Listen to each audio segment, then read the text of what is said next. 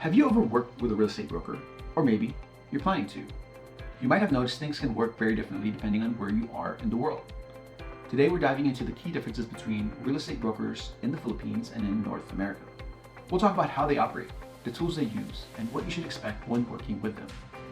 So let's get into it. So what is a real estate broker? In the Philippines and in North America, a real estate broker is someone licensed to help people buy, sell, or lease property. But how they become licensed and what they're allowed to do can be very different. In the Philippines, brokers must, number one, hold a degree in real estate management. Number two, pass the PRC board examination. And number three, hold themselves to ethical standards that are bound by law. Their license is nationwide, so they can operate anywhere in the country. Now, how about in North America, particularly in the US and Canada? Well, a broker is usually someone who's already worked as a licensed real estate agent and later on passed a second exam to become a broker. Some US states allow people to skip the agent step if they have enough education or experience, but it's not the norm. Also, brokers in North America are licensed per state or province, so a broker in California can't legally operate in New York without a separate license. Now here's something important that applies in both countries. A broker can't just start selling someone's property. They need written legal permission from the owner. In the Philippines, this is called an authority to sell. It's a signed agreement that gives a licensed broker the legal right to market and negotiate the sale of the property, including the terms, price, and commission. This isn't optional. It's required by law, and skipping it could lead the broker to lose his or her license. No authority means illegal representation, so this means no commission and no protection for the buyer or the seller. In North America, it works the same way. It's just called a listing agreement. Without a signed agreement, a broker can't legally advertise or act on your behalf. So in both systems, that document must be a written authority. That means an oral authority is invalid and could be considered illegal. Now, let's talk about tools. The tools that brokers use behind the scenes can make a huge difference in real estate experience. And the key word here is behind the scenes. You might not always see it, but that's where the real work happens. The research, the market data, the follow-ups, the paperwork, the marketing funnels, etc. All of that is invisible work, and which separates the professional broker from someone who's just posting properties online. In the Philippines, real estate is fast-going digital. More licensed brokers, especially younger professionals, on top of the conventional marketing, are embracing technology in order to reach all buyers and sellers from across the world.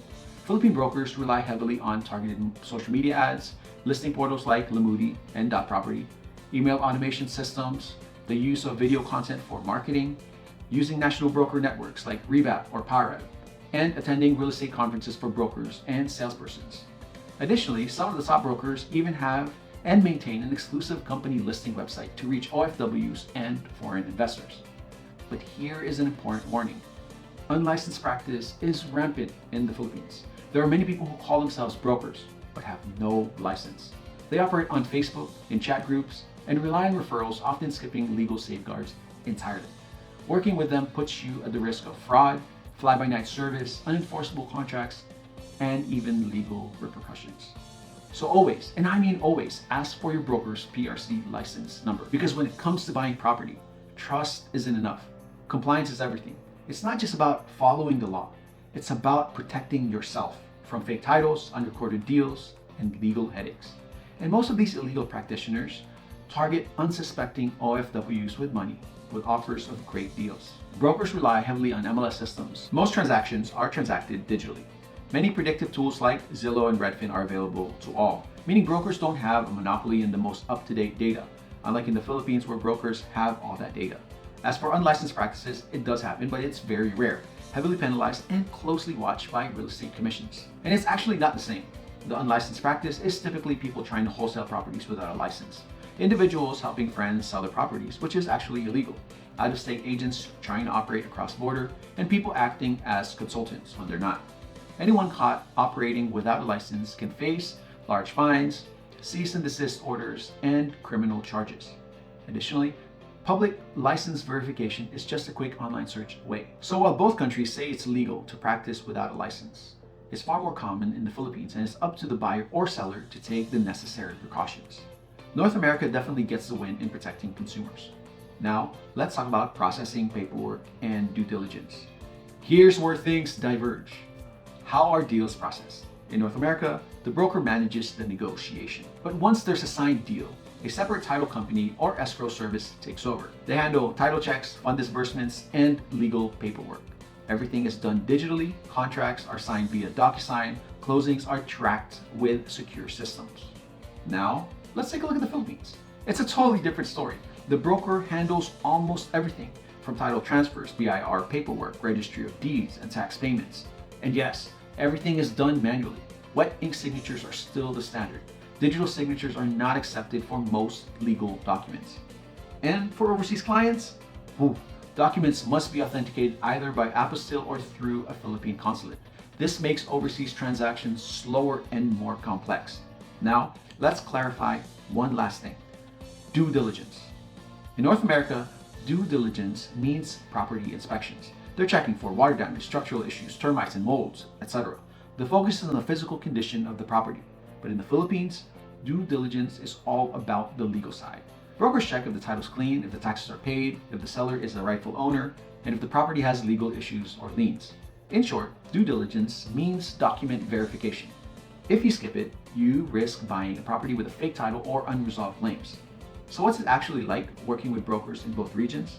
Well, in the Philippines, many buyers and sellers appreciate the personalized service. Brokers often have a deep, on-the-ground market knowledge, and they guide you through the entire transaction, from marketing all the way to the paperwork and transfer. But it's not without challenges. There's no centralized listing like the MLS. Escrow service exists, but are often too costly. And unlicensed practice remains a serious issue, especially online. Now in North America, the setup is much more structured. You get access to real-time property data, standardized contracts, and secure digital tools that make the process smoother and safer. And while the process may involve a team, that's actually a good thing. Larger brokerages often have specialized support, people who handle different stages of the deal so that nothing gets missed and everything runs efficiently. One trade-off though is that the system can be a bit less flexible and fees tend to be higher compared to what's common in the Philippines. Now, no matter where you're buying or selling, a good broker will communicate clearly, know their market, and protect your interests. But how they do that can look very different around the world. So whether you're investing in Manila or buying a home in Toronto, knowing the process can help you avoid making mistakes and close smarter. If you found this helpful, hit like, subscribe, and leave a comment below. Have you ever worked with a broker in either region? Share your experience below.